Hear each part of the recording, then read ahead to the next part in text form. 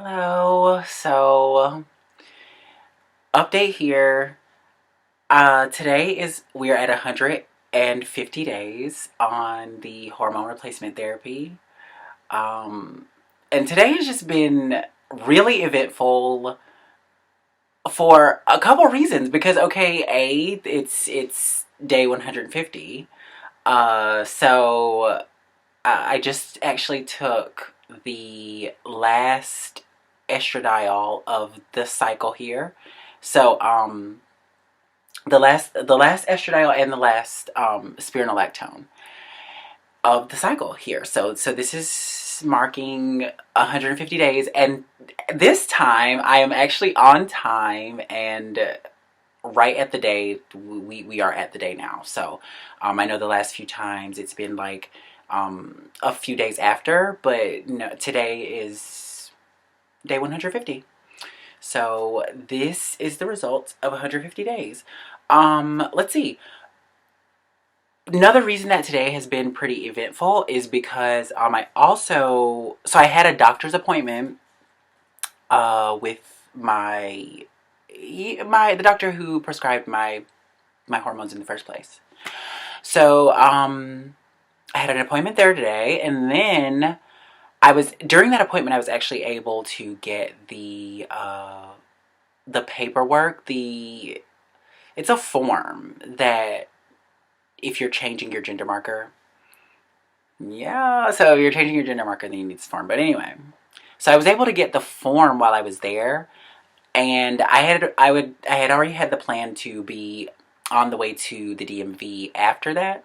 So that's what I did. I mentioned it, and they got me the form, and so I don't know if it's this. I don't know if it's as simple if you already hold a license in the state that you're in. But it was really simple because it was a new license, and I was thinking that it was going to be really simple, but because it was a new license, but I didn't account for the paperwork. I didn't think that there would be a form that I needed to take. So I was really happy that I shared that information with them. That way I could get that form before I even go over there. So I went over there with the form, and the best news of the day is that I am officially legally female, guys. Like, my license it says female on it now. So that I was super excited about that, and I don't know if you can tell, I'm still super excited about it. So I'm still kind of like processing it though, because it seems like it happened so fast. You know, it didn't actually happen fast because nothing at the DMV ever happens fast. Trust me, it wasn't fast. Okay, that's a total lie. I waited in there for several hours, but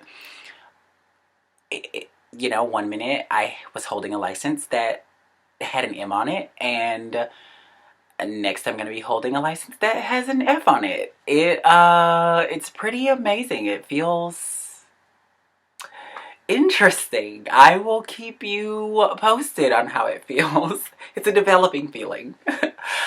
But yeah, so that's actually on the way to me in the mail, because they don't like print them immediately and give them to you, which is not always, that's not standard necessarily, because I know that I've had that happen before. So there's places where they do that, but at this site, they're gonna send it to me, and so I'm just waiting for that. I do have a temporary license, of course. They wouldn't just like throw me out without a without some identification. So I do have a temporary license. And it's just cool. The temporary license doesn't have a gender marker on it, because obviously it only contains the most important information.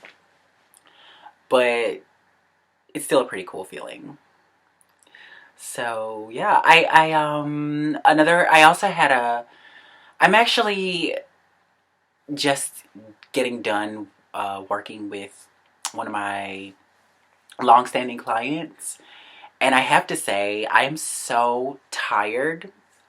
But I really just wanted to get this recorded. I really wanted to get this recorded because that way I can finally be on time. That way I can finally put the video out when it's time for it to be put out and when it's actually the number of days that we're marking with the video. So yay for that, and yay for all the other happenings of the day.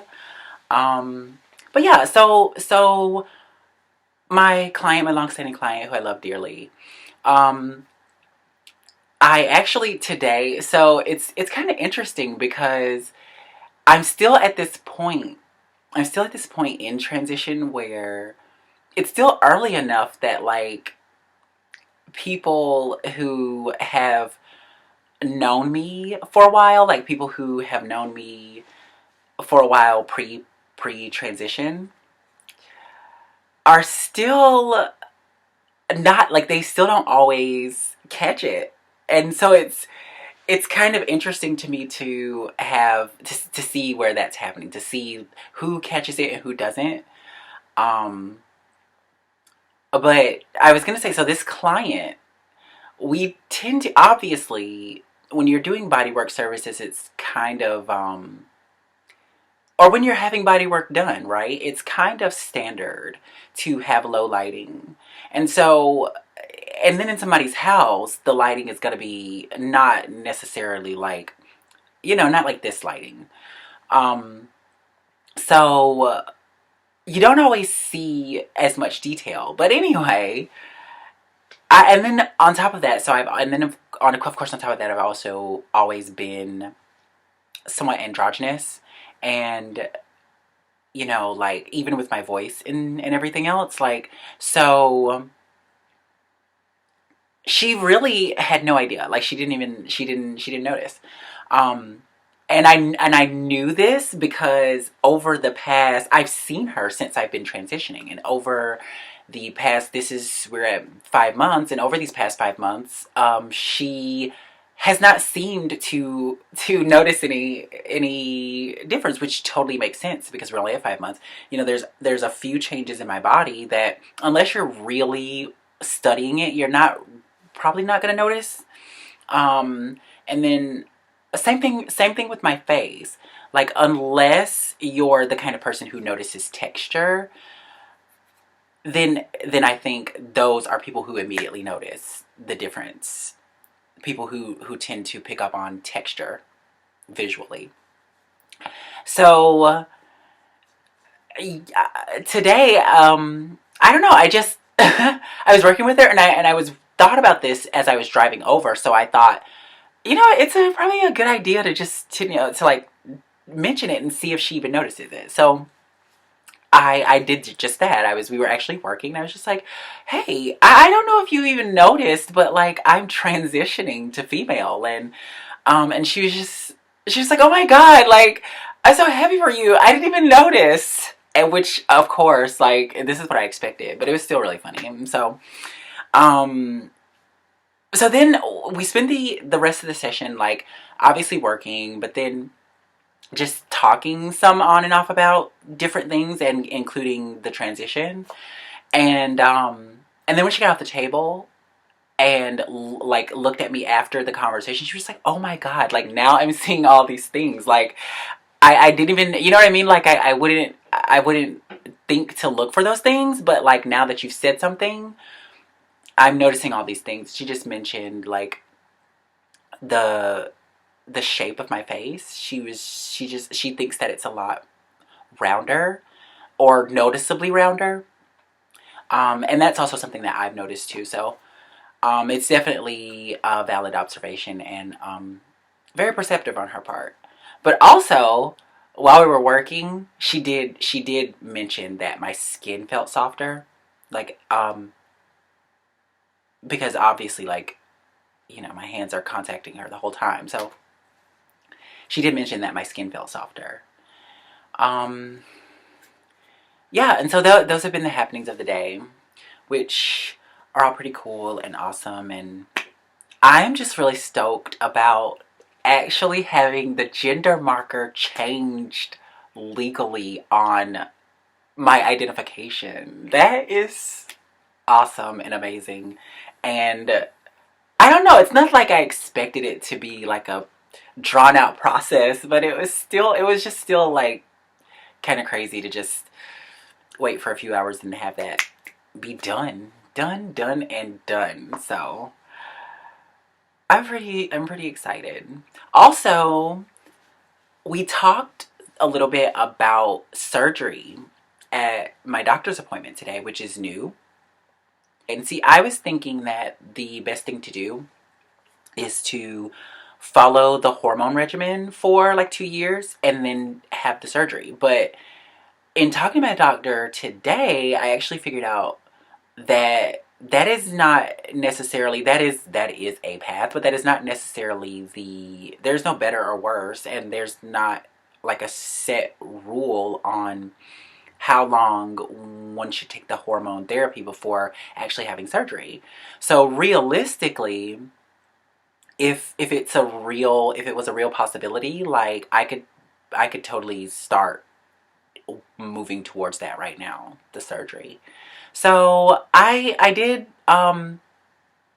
I decided anyway that I wanted to take the hormone therapy for a little while and just kind of see what changes happen in my body with that. But I feel pretty certain that I want the surgery. And there's not much reservation or doubt in my mind that I want it. I guess it's just one of those things where because it is such a procedure, um that is the thing that kind of that I kind of have to get my mind around and think about. Like I was always a pretty healthy kid and stuff, so I didn't really I've never had a surgery or anything is what I'm saying. So it's kind of I think about things like that. Like I don't even know how, you know, my body's going to respond to being cut open like that. I know, I just made that so delicious, right? Yum. Like blood and guts. But it's okay, it's my blood and guts. So I can talk about it. So it was also pretty exhilarating to find out that I could start moving towards surgery options now. And it was also refreshing, I guess, in some way to hear someone else speaking about it in a very real way, in a way that made it very real and attainable. Um, you know, because her angle was the reason that she was bringing it up is so that if you know if when once I am 100% sure about it, so that we're working with insurance and things like that because we don't know. I would imagine you don't know how long something like that is going to take. So I think that was her angle, was like, okay, if you're, you know, whenever you decide you're 100%, then that's the next, because that's what she mentioned was insurance and working with them. So I definitely, like I said, I feel 100%. I think what I will do is I'm going to just continue on the path that I'm on and go through this next cycle. And actually, my next appointment, I think yeah, by the time my next appointment comes, I will be through this next cycle and into the next cycle. Um, so I think at that appointment is when I will go ahead and start you know, start climbing that mountain of getting the SRS surgery paid for, and once getting it paid for, getting it done.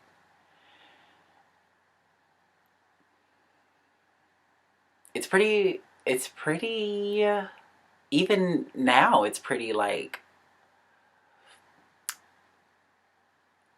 a lot to think about. It's big to think about, I guess is what I want to say. But it's not, it's something that I want so bad. And I know that, like, I know that I'm going to have it one way or the other. So I guess that's why I haven't really been putting that much energy behind worrying about it, or worrying about where the money to pay for it is going to come from.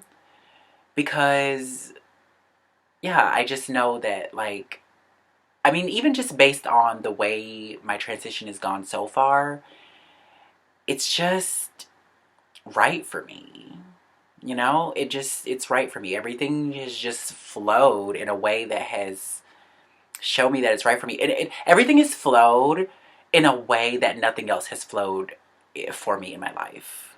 So that's how I know that, like, it's what's supposed to happen, and that, like, it's going to continue to happen that way. And that's a comforting feeling in a situation where there's not a whole bunch of um I guess not, like, there's not a whole bunch of still quiet happening. It's a lot of change and shaking and moving, which is all good and positive, and I'm happy about, but definitely a lot of change and shaking and moving of things. Last time, I wanted to talk to you guys a little bit too about my facial hair, because I keep forgetting to I keep forgetting to, like, mention it. Because and the reason that I feel like it's important for me to talk about it is because that is one of the things that at the very beginning that I was telling you guys was a very traumatic part of um of the wrong puberty the first time. So yeah, let me just say, I am so another reason that I'm so happy of late is because, oh my gosh, like, it is getting so much better, and by leaps and bounds. Like, it's so much, like, thinner, and, like, you can barely see it, and, like, it's amazing how between, like, month, and it feels like it happened really quickly between, like, month 4 and month 5. So over this not this last cycle, but the cycle previous. So the cycle from 90 days to 120 days, it seems like that's when it really started to drastically change. And I've always, so what I've been, from the beginning, I've been just removing it via shaving or buzzing. I was buzzing it first, and I started shaving it. And I also have this little device, but that's neither here nor there. Because I'm not so sure that it works. But the hormones do work, and it has helped so much. Like, I mean, you can see the difference. I'm like, if you go back and look at I'm thinking of a specific video, but I can't remember what I was talking about in the video. So I may just put, like, a little label in here with the title of that video. But nevertheless, if you go back and look at that video, you can see that it's very different. Like, it's a lot smoother, and softer there. And, like, the skin there is um healing. And then also there was that too. There was also the scarring from the the folliculitis. I always am so close to saying 1,000 different things when I say that word. But anyway, there was some scarring due to the folliculitis, and so that's also been healing by leaps and bounds and just really getting a lot better. And what I was going to say was that was actually what was contributing to a little bit of the shadow look. It wasn't necessarily hair most of the time, because as I said, I've been shaving it for a while. So it was actually the scarring. And you would imagine, right, the scarring would be in the spots where hair would have been, or where I would have removed hair. So it would be in a shadowy spot. It would be in a spot that would look more, like shadow. So there was also that. So I had a bunch of that on my chin and on my upper neck that we were healing. But now it's great. Like it feels great and it looks great, and that just continues to roll forward and just gets better and better. So yeah, that's made me very happy. Because really, so yeah, really, I have at this point taken care of the most the most problematic thing for me about my appearance before. That was definitely the thing that bothered me most. And so I mean, it feels great. Like I'm really happy. I'm really happy, and I'm really grateful for where I am right now, because it feels good. It feels like accomplishment. So that's happy and shit. So I'm just gonna end this now. And I want you guys to have a great night. And I will see you next time. I am going to get some sleep now, after probably doing a million other things that are not sleep. But I love you guys. Good night.